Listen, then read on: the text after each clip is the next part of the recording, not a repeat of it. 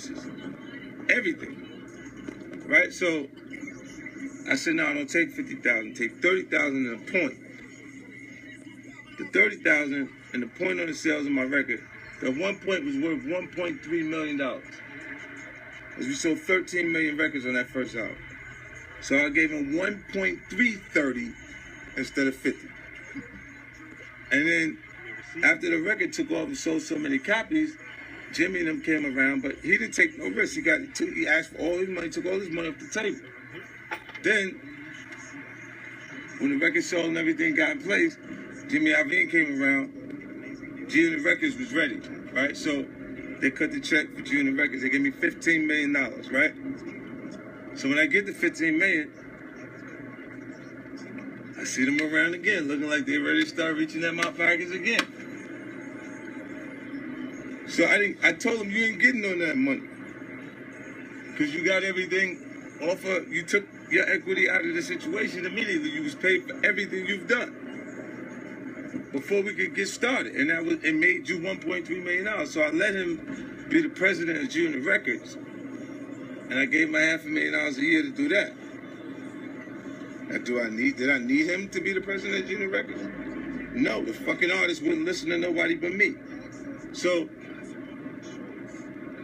I overextended myself at points. I did shit I didn't have to do for them. Look, you hear different things about different artists. You hear different things about different company heads. Like niggas have a problem paying the money. When you ever heard somebody say, I didn't give them the money? I'm playing shit. We see so many niggas from my neighborhood dead because they fuck around with the money. You don't do that. Plus, you don't see people win championship. Players can't win consecutive championships if they're starving. If everybody hungry, if everybody eating, and they're working, you can keep winning and winning and winning and winning and winning and winning again. You know what I'm saying? Like, you don't want to have them winning and you starving them out. And eventually they can't function. Their mind is somewhere else. Other shit is happening, and other shit just happens because they starve. I did, but anyway, after the actual record company shit started,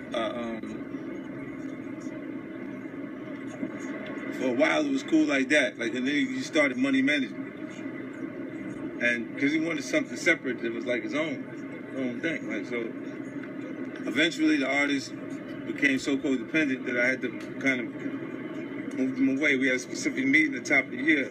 I had everybody come in and I told them, I said, yo, look under the table. And we was in the conference room, and when you looked under the table, shit was ill because I was the only person in the fucking room that had on jeans sneakers. Now, they caught them checks anyway. Like I could have gave the G-Unit sneakers checks to basketball players. You seen Sean Carter give it. Jay was giving it to the ball players, to everybody else, that check. He wouldn't get no state property check for them on Sean Carter's.